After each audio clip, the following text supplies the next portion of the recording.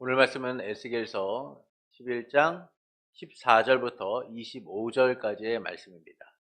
여호와의 말씀이 내게 임하여 이르시되 인자야 예루살렘 주민이 내 형제고 내 형제와 친척과 온 이스라엘을 북석을 향하여 이르기를 너희는 여호와에게서 멀리 떠나라 이 땅은 우리에게 주어 기업이 되게 하신 것이라 하였나니 그런즉 너는 말하기를 주 여호와의 말씀에 내가 비록 그들을 멀리 이방인 가운데로 쫓아내어 여러 나라에 흩었으나 그들이 도달한 나라들에서 내가 잠깐 그들에게 성소가 되리라 하셨다 하고 너는 또 말하기를 주 여호와의 말씀에 내가 너희를 만민 가운데서 모으며 너희를 흩은 여러 나라 가운데서 모아내고 이스라엘 땅을 너희에게 주리라 하셨다라. 그들이 그리로 가서 그 가운데의 모든 미운 물건과 모든 가증한 것을 제거하여 버릴지라. 내가 그들에게 한 마음을 주고 그 속에 새 영을 주며 그 몸에 돌 같은 마음을 제거하고 살처럼 부드러운 마음을 주어 내 율례를 따르며 내 규례를 지켜 행하게 하리니 그들은 내 백성이 되고 나는 그들의 하나님이 되리라. 그러나 미운 것과 가증한 것을 마음으로 따르는 자는 내가 그 행위대로 그 머리에 갚으리라. 나 주 여호와의 말이니라. 그때 그룹들이 날개를 드는데 바퀴도 그 곁에 있고 이스라엘 하나님의 영광도 그 위에 덮였더니 여호와의 영광이 성읍 가운데에서부터 올라가 성읍 동쪽 산에 머무르고 주의 영이 나를 들어 하나님의 영의 환상 중에 데리고 갈대아에 있는 사로잡힌 자 중에 이르시더니 내가 본 환상이 나를 떠나 올라간지라. 내가 사로잡힌 자에게 여호와께서 내게 보이신 모든 일을 말하니라. 아멘. 광야 같은 인생에서 하나님만을 의지하며 주와 함께 길을 가는 성도 여러분을 예수님의 이름으로 축복합니다. 지난주 우리는 안전은 오직 주께 있다라는 사실을 좀 함께 나누었습니다. 성전 동문에 있던 25명은 불의를 행하고 악을 꾸미는 자들이었습니다. 그런데 그들은 아직 집을 지을 때가 되지 않았고 예루살렘 성은 가마솥이고 그들은 고기다라고 이야기하죠. 이에 하나님께서는 에스겔을 통해서 그들에 의하여 죽은 자들이 오히려 고기가 되고 그 성이 가마솥이 될 것이다 라고 하시면서 지도자들에게 성은 가마솥이 되지 못하고 그들은 고기가 되지 못할 것이다 라고 하시죠. 이는 하나님이 없이 안전은 존재하지 않는다라는 사실을 알려줍니다. 악을 행한 25명은 안전에 대한 확신을 가지고 있었어요. 그러나 그 확신은 거짓 신념이며 확신일 뿐이다라는 것이죠. 하나님은 그들의 안전이 사라지고 결국 심판받게 될 것이다 라고 하십니다. 그래서 희생자들은 오히려 가마솥 안의 고기로서 궁극적 보호를 받게 되지만 이 지도자들은 예루살렘 성에서 끌려나와서 심판을 받게 될 거라고 하시죠. 오히려 그들이 안전하다라고 여겼던 그 삶이 무너지고 하나님 앞에서 심판받게 된다라는 겁니다. 이처럼 하나님이 없는 안전은 존재하지 않는다라는 사실을 우리는 지난주에 함께 나누었습니다. 그리고 본문은 이스라엘의 회복에 대한 약속을 하고 있습니다. 하나님께서는 에스겔에게 예루살렘 주민이 내 형제들에게 말하기를 너희는 여호와에게서 멀리 떠나라 이 땅은 우리에게 기업으로 주셨다라고 하였으니 너는 하나님께서 그들을 이방 가운데서 쫓아내어서 여러 나라에 흩었으나 그들이 가 있는 나라에서 잠시 그들의 성소가 되어주리라 라고 하시죠.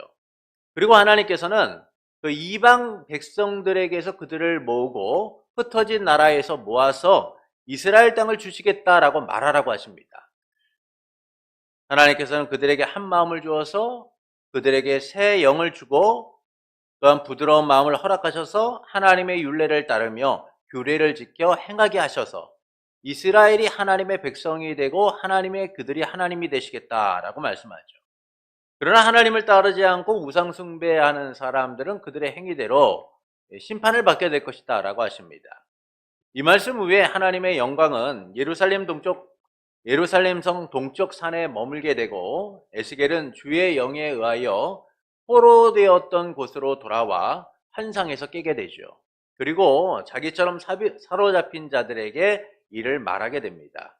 이를 통해서 말씀하시는 바는 무엇일까요? 이 사람들은 누구나 회복을 꿈꿉니다. 그래서 자기의 노력과 의지로서 회복이 될 수 있다라고 이야기하죠. 경제적 회복, 삶의 회복, 여러 가지 회복들을 꿈꾸면서 자기의 의지와 노력으로서 이 회복이 일어날 수 있다라고 믿어요. 그러나 참된 회복은 우리의 의지나 노력에 의하여 주어지는 것이 아닙니다. 오직 하나님의 은혜를 통해서만 가능하다라는 것이죠. 수가성에 사마리아 여인이 있었는데 그녀는 회복을 꿈꿨습니다. 그녀는 찢겨지고 나눠진 그의 인생이 회복되기를 간절히 소망했죠. 상처난 그의 인생이 다시금 새로운 살이 돋아서 회복이 되기를 꿈꿨어요. 세상에서 소외되고 힘들었던 그의 인생, 너무나 지치고 고단했던 그의 인생이 회복이 되기를 원했습니다. 그래서 그녀는 5번이나 결혼하고 6번째 남편과 살면서도 회복이 될 거라는 기대로서 살아갔어요. 그러나 그녀의 삶은 달라지지 않았죠. 여전히 그녀는 아침마다 힘들게 물동이를 지고 가는 인생이었고 목마른 인생이었어요. 그녀의 힘으로 바꿀 수 있었던 것은 아무것도 없었던 겁니다. 이처럼 삶의 진정한 회복은 우리의 힘만으로는 이루어지지 않습니다. 그런데 이 상처와 아픔으로 회복을 꿈꿨으나 실패한 여인에게 예수님께서 찾아오시게 되죠. 그녀에게 영원히 목마르지 않는 삶에 대하여 말씀하신 주님께서는 참된 예배의 회복에 대하여 말씀합니다. 이 말씀을 들은 이후에 그녀는 인생의 무거운 짐이었던 물동이를 내려놓고 세상을 향하여 담대하게 나아가죠. 와서 보라, 이는 그리스도가 아니냐. 인생의 전부였던 물동이를 내려놓고 마을로 가서 예수님을 전하게 됩니다. 그토록 꿈꿨던 삶의 회복이 예수님을 통하여 이루어지게 된 것이죠. 더는 목마르지 않는 복된 삶이 그녀의 인생 가운데 찾아오게 된 거예요. 이처럼 삶의 회복은 오직 은혜로서만 주어집니다. 그리고 본문도 회복이 사람들의 노력이 아니라 하나님의 은혜로서 주어지고 있다라는 사실을 말씀해 주고 있어요. 하나님께서는 이스라엘 백성이 사방에 흩어졌지만 그들이 쫓겨난 나라에서 잠시 동안 그들의 성소가 되시겠다라고 말씀해요. 또한 여러 민족 가운데 흩어져 있는 그들을 다시 모아 이스라엘 땅을 주시겠다라고 말씀하시죠. 나라를 잃은 백성이 다시 나라를 회복하는 일은 쉬운 일이 아니죠. 모여 있다면 그나마 가능성이 있지만 뿔뿔이 흩어졌던 자들, 여러 나라에 흩어졌던 자들이 다시 모여서 나라를 회복하는 일은 사실 어렵고 불가능한 일입니다. 그런데 하나님께서는 이 불가능하고 어려운 일을 이루시겠다라고 말씀하고 있는 거예요. 하나님이 주도적으로 이루시겠다라고 말씀하고 있는 겁니다. 또한 하나님께서는 그들에게 한 마음을 주시는데 새 영을 주시고 부드러운 마음을 주셔서 그들이 하나님의 율례와 규례를 따르도록 하시겠다라고 하죠. 그래서 이스라엘이 하나님의 백성이 되고 하나님이 그들의 하나님이 되시겠다라고 말씀합니다. 이처럼 하나님께서는 이스라엘의 회복을 말씀하세요. 이를 통해서 말씀하시는 바는 무엇일까요? 참된 회복은 오직 하나님에 의해서만 이루어진다라는 사실을 알려주는 거예요. 하나님의 은혜로서만 주어진다라는 겁니다. 이는 회복이 우리의 힘이나 노력으로 이루어지는 게 아니라는 거예요. 우리의 구원도 마찬가지고 우리가 살아가는 모든 인생도요, 결국 하나님의 은혜를 통해서만 살아갈 수 있다라는 겁니다. 오직 하나님의 주권적 은혜 아래서만 하나님 나라 백성된 우리는 살아갈 수 있는 것이죠. 그것은 하나님께서 외적 회복만이 아니라 내적 회복까지도 이루시기 때문인 거라는 겁니다. 이 회복의 핵심은 한 마음을 주시는 거예요. 이 한 마음은 일치된 마음, 하나된 마음을 이야기하는데 이 한 마음에 새 영과 부드러운 마음을 주시겠다라는 것이죠. 하나님 나라 백성으로 살아갈 수 있도록 내적 회복을 이루시겠다라는 겁니다. 이처럼 참된 회복은 하나님에 의해서만 이루어지고 있다라는 것이죠.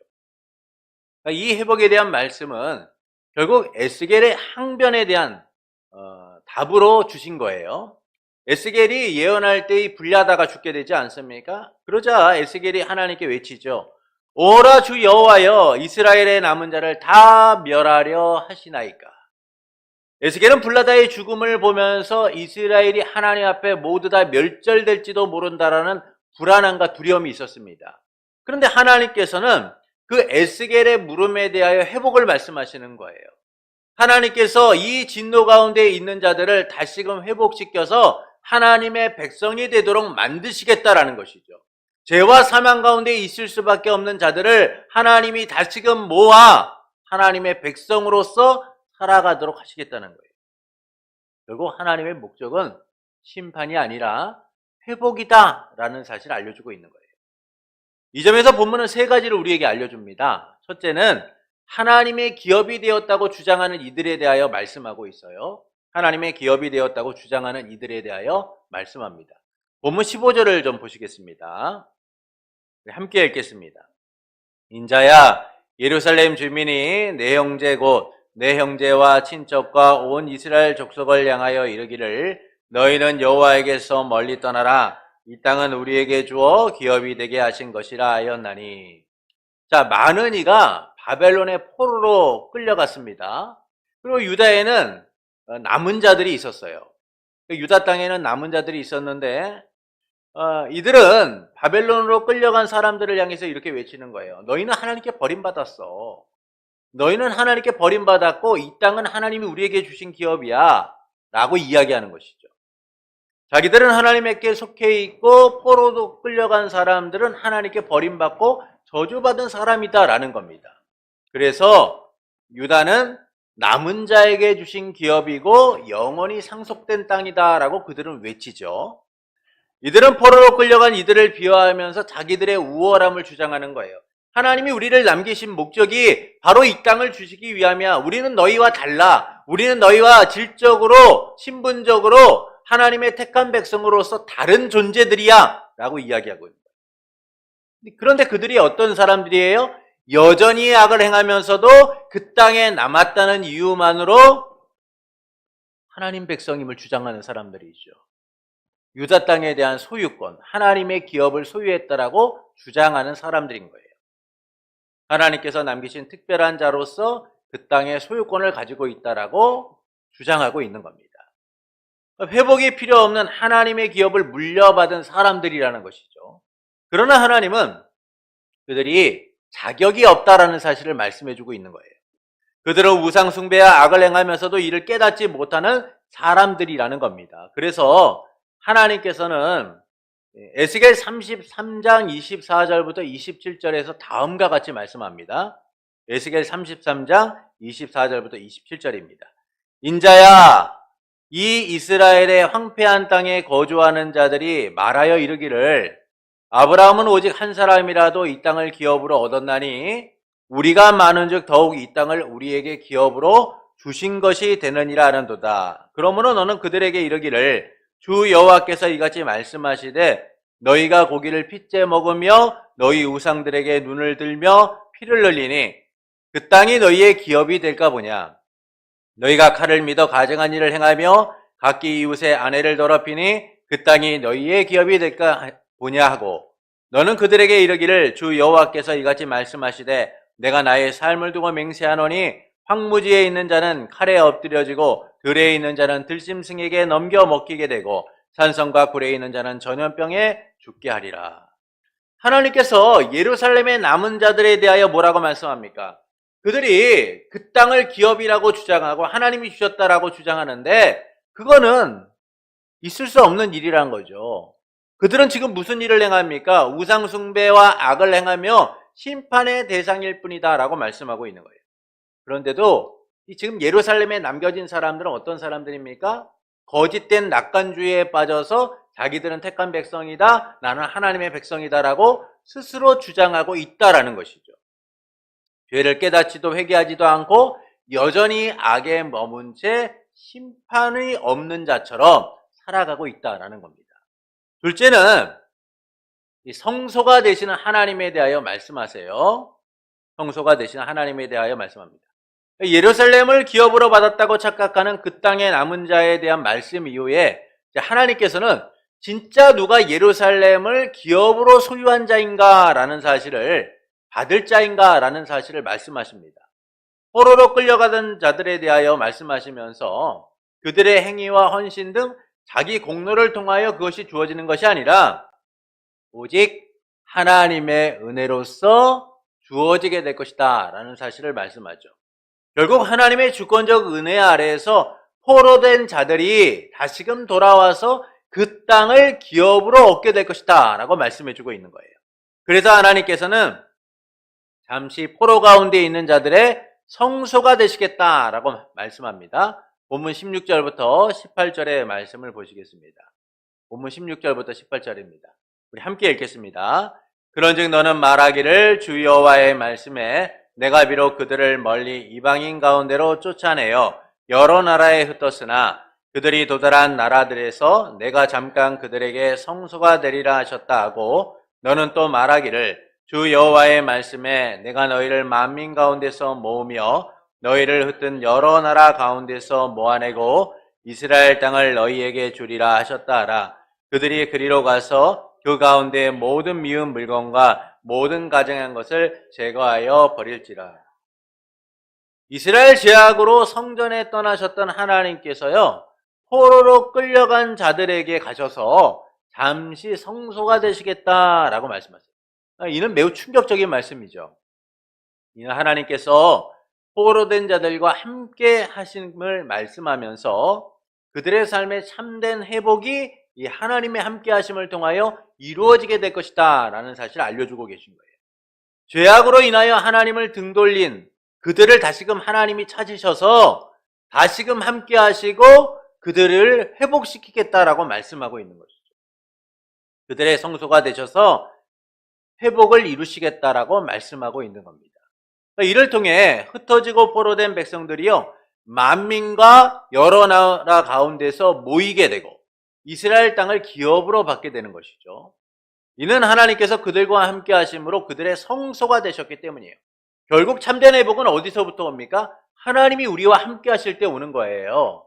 우리의 노력과 우리의 의지로서 우리가 회복을 이루는 것이 아니라 하나님이 우리와 함께 하시고 우리에게 은혜를 베푸실 때만 우리는 그 하나님의 회복케 하심을 누리게 된다라는 겁니다.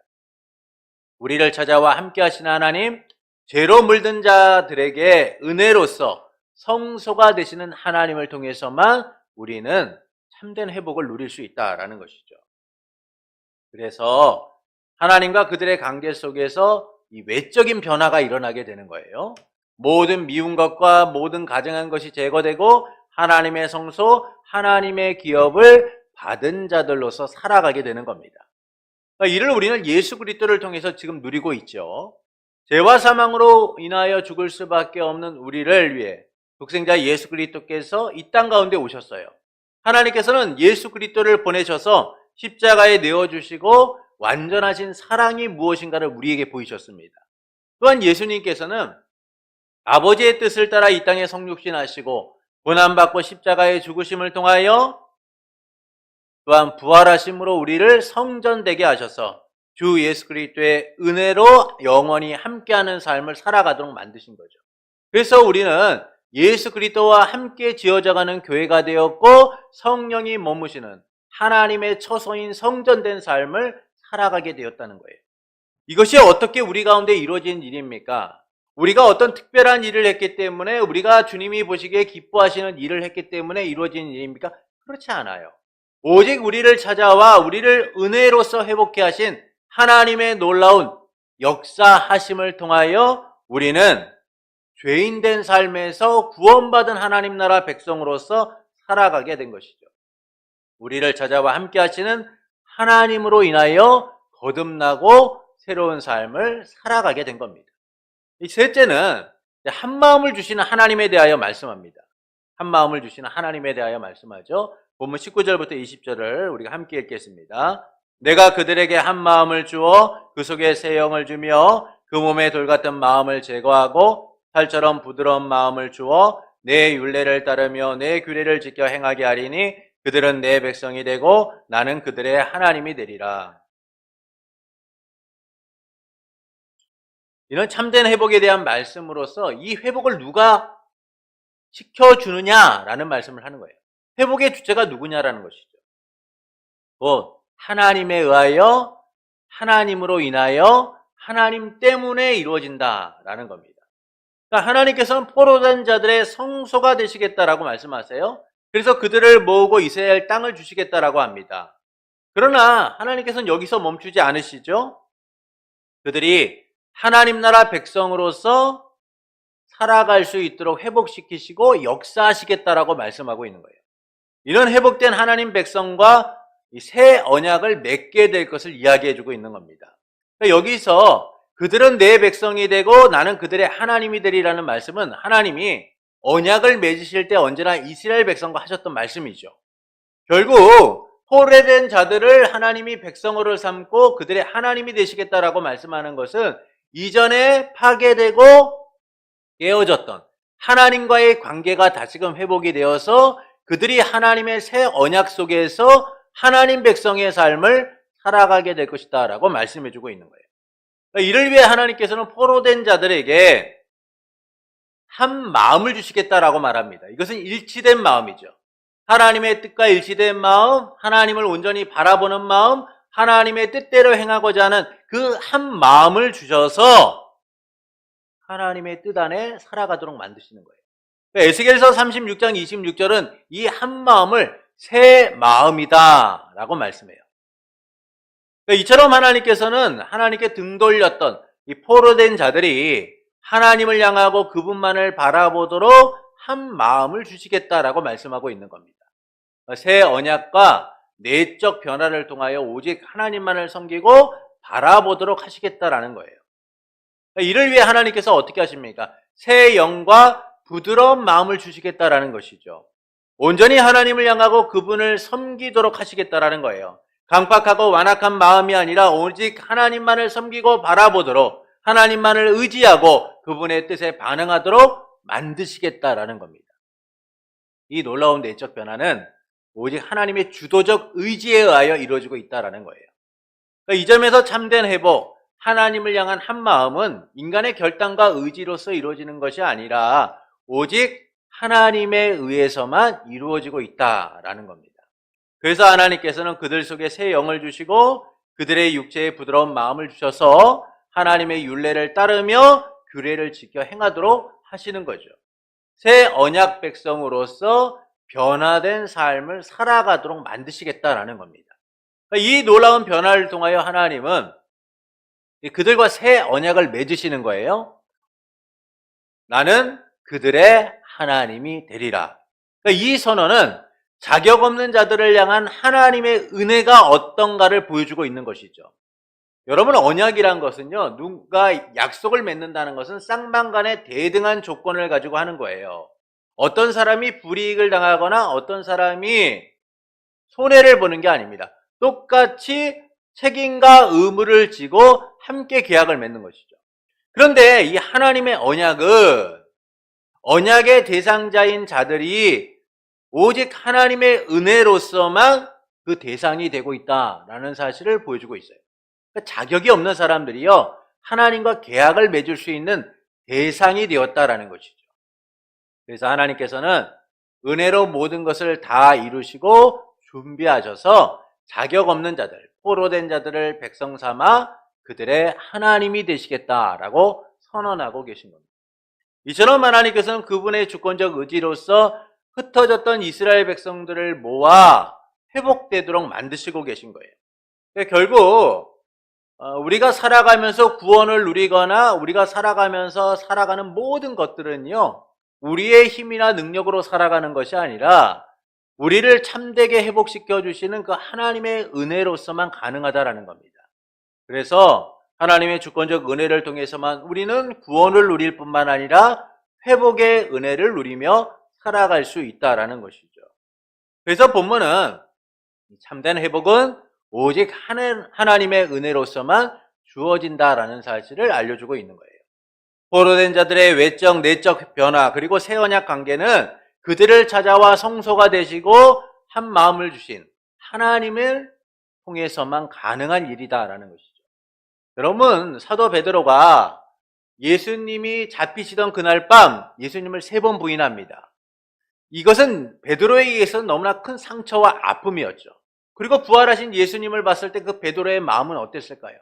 찢어지게 아팠을 거예요. 예수님을 3번 부인한 순간 그는 예수님이 하신 말씀이 떠올라, 내가 나를 3번 부인하리라, 다 굴기 전에 3번 나를 부인할 거야 라는 말씀이 떠올라 얼마나 통곡하고 울었습니까? 그런데 그 부활하신 예수님을 만난 베드로는 어땠나요? 마음에 큰 아픔과 상처가 있었을 거예요. 근데 그 베드로를 예수님이 찾아가셔서 다시금 그를 회복시키시잖아요. 바요나 시모나 내가 나를 사랑하느냐? 바요나 시모나 내가 나를 사랑하느냐? 주님이 그에게 질문을 3번 하시면서 그의 아프고 상처난 마음을 회복시켜 주님의 일을 감당할 수 있는 사도로서 세우시죠. 여러분, 이처럼 우리가 살아가는 모든 일들은 하나님의 주권적 은혜가 아니고 살아갈 수 없는 거예요.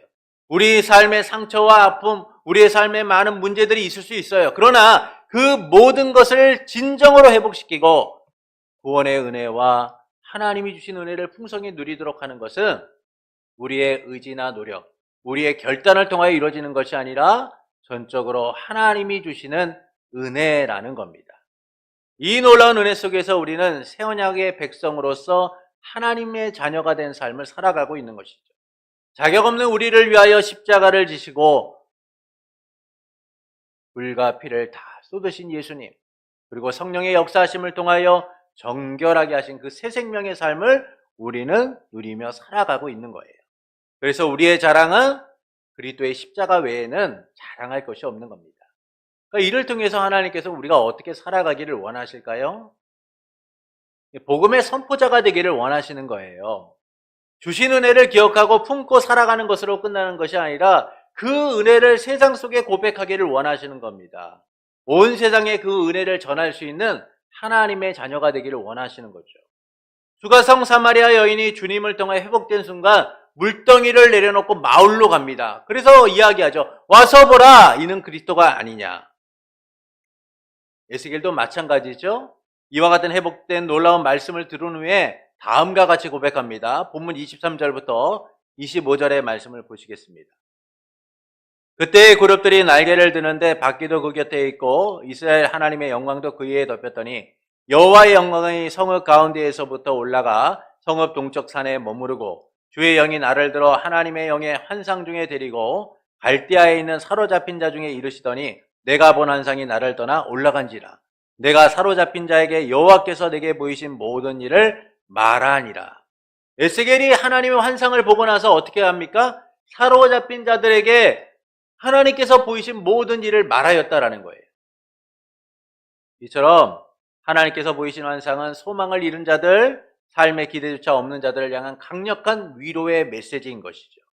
하나님의 약속이니까요. 이 복음을 에스겔은 혼자 마음에 담아둘 수가 없는 거예요. 그래서 하나님의 말씀대로 모든 자들에게, 사로잡힌 모든 자들에게 이 이야기를 하게 되는 겁니다. 이처럼 우리도 새 언약의 백성으로서 복음을 전할 수 있어야 돼요. 주님께서도 우리에게 말씀하시죠. 오직 성령이 너희에게 임하시며 너희가 권능을 받고 예루살렘과 온 유다와 사마리아와 땅끝까지 이르러 내 증인이 되라 하시니라. 오직 우리는 주의 복음을 전하는 하나님의 백성이 되어야 하는 거예요. 사람들의 입맛에 맞는 설탕과 같은 복음이 아니에요. 심판과 구원의 말씀을 바르게 전하고 듣는 사람들이 하나님의 주권적 은혜를 바르게 알도록 전할 수 있어야 되는 겁니다. 그러나 우리는 놀라운 이 하나님 나라의 비밀을 알고 있으면서도 전하려고 하지가 않아요. 오히려 세상의 소문과 소식 등 이야기들은 더 전하고 나누려고 하면서 이것을 우리의 흥미거리로 가십거리로 여기면서 그렇게 나누면서도 하나님 나라의 비밀을 전하는 데 있어서는 머뭇거릴 때가 참 많죠. 그것은 우리가 하나님 나라에 대한 이해의 폭이 좁기 때문이에요. 하나님 나라를 우리는 장소적 개념으로만 많이들 이해합니다. 그래서 천국하면 죽어서 가는 나라로 이해하죠. 그러나 이미 예수 그리스도를 통하여 하나님의 나라는 우리에게 이루어졌어요.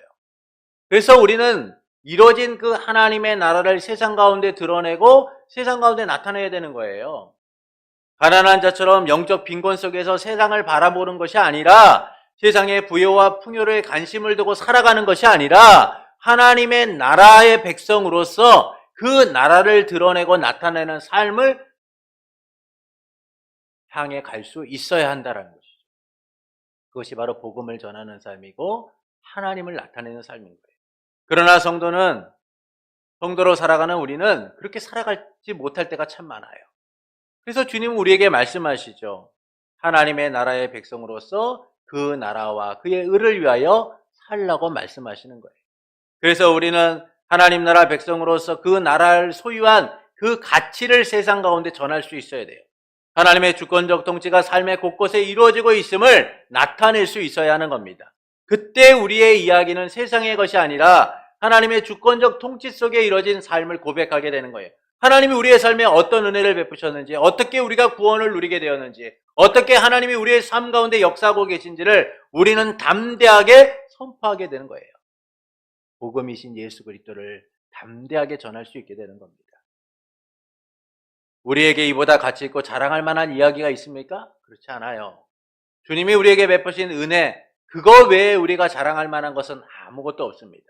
그런데도 우리는 여전히 하나님의 나라를 바르게 이해하지 못하고 세상의 것들을 통하여 우리의 마음의 안락과 평안을 누리고자 하죠. 세상을 향해 나가며 복음을 전할 엄두조차 내지 못하고 살아가요. 오히려 세상의 이야기가 더 놀랍고 대단해 보이니까요. 더 흥미를 끌만한 이야기가 많다라고 여기기 때문이에요. 누가 듣겠어? 아무도 듣지 않을 텐데 라고 스스로 판단하고 살아갈 때도 있죠. 그러나 우리에게 허락된 복음은 우리만 알아서만 되는 게 아니에요. 세상을 향해 외쳐야만 합니다.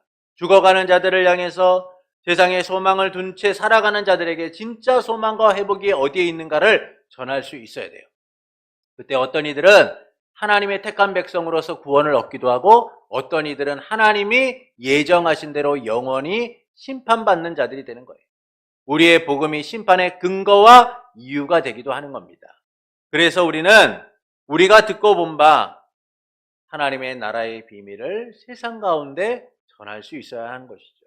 그러므로 주님이 허락하신 하나님 나라의 비밀을 전하기를 힘쓰는 성도가 되는 것은 어떨까요? 어두운 세대 복음의 선포자로서 하나님의 나라를 드러내는 성도가 되는 것은 어떨까요? 사랑하는 성도 여러분, 하나님께서는 에스겔에게 흩어진 자들이 있는 나라에서 잠시 동안 그들의 성소가 되실 것이고 그들을 다시 모아서 유다 땅을 그들의 기업으로 주시겠다라고 하시죠. 또한 그들에게 한 마음을 주셔서 새 영을 주고 부드러운 마음을 주어서 하나님의 율례와 규례를 따르도록 하시고 또한 하나님의 백성이 되고 하나님은 그들의 하나님이 되시겠다라고 말씀하세요. 그러니까 이는 참된 회복이 오직 하나님의 은혜로서만 주어짐을 말씀해주고 있는 거예요. 하나님께서는 외적 내적 회복을 통하여 참된 회복을 이루시는 분이다라는 겁니다. 그래서 하나님께서는 잠시 포로 가운데 있는 자들의 성소가 되시겠다라고 하고 흩어진 자들을 다시 모아 이스라엘 땅을 기업으로 주시겠다라고 하시죠. 이는 하나님께서 그들과 함께 하심으로 그들의 성소가 되심으로 이루시는 일이라는 거예요. 결국 참된 회복은 하나님이 함께 하실 때 이루어진다라는 겁니다. 또한 하나님께서는 한 마음을 주시겠다라고 하시면서 새 영과 부드러운 마음을 주실 것이다라고 하세요. 강팍하고 완악한 그들이 온전히 하나님을 섬기고 바라볼 수 있도록 만드시겠다라는 겁니다. 이 점에서 참된 회복은 하나님을 향한 한 마음은 인간의 결단과 의지로 이루어지는 것이 아니라 오직 하나님에 의해서만 이루어진다라는 겁니다. 이를 통해서 하나님께서는 우리가 어떻게 살아가기를 원하실까요? 복음의 선포자가 되기를 원하시는 거예요. 그러나 우리는 놀라운 하나님 나라의 비밀을 알고 있으면서도 전하려고 하지 않을 때가 많아요. 그것은 하나님 나라에 대한 이해의 폭이 좁기 때문입니다. 하나님 나라 백성이 주는 의미와 가치를 제대로 이해하지 못하고 살아가기 때문에 세상을 따라 살아가는 거예요. 세상 속에서 영적 빈곤한 상태 가운데 살아가고 있는 것이죠. 그래서 세상에 복음을 전할 엄두조차 내지 못한 채 세상의 것으로 자신의 삶을 채우려고 하는 거예요. 세상의 가치를 두고 세상의 것을 통하여 자기의 삶의 위안과 위로를 얻으려고 하는 거예요. 우리가 가진 복음의 위대함을 감추고 숨기며 살아가게 되는 것이죠. 세상은 복음보다 더 많고 더 흥미로운 이야기들로 가득하다고 여기니까요. 그러나 우리가 전해야 될 것은 세상의 이야기가 아니라 복음입니다. 하나님 나라의 비밀이죠.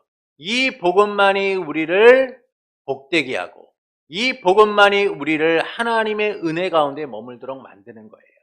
그래서 예수님께서는 너희는 먼저 그의 나라와 의를 구하라 라고 말씀하셨어요. 이 말씀을 붙들고 우리는 세상 속에 복음의 선포자, 복음의 전달자가 되어야 하는 겁니다. 그러므로 우리가 듣고 본 바 주님의 허락하신 하나님 나라의 비밀을 전하길 힘쓰는 성도가 되는 것은 어떨까요? 어두운 세대 복음의 선포자로서 하나님의 나라를 드러내는 성도가 되시는 것은 어떨까요? 그때 우리는 복음의 능력을 경험하게 되는 거예요. 하나님이 이루시는 참된 회복이 우리의 복음 선포를 통해 이루어지게 됨을 누리게 되는 겁니다. 그러므로 하나님 나라의 상속자로서 복음 선포에 힘쓰기를 원하는 성도 여러분에게 우리를 백성 삼으시고 우리의 하나님이 되신 삼일째 하나님으로 인하여 날마다 회복의 은혜를 누리며 하나님의 나라의 가치로 충만한 삶이 되기를 예수님의 이름으로 축원합니다.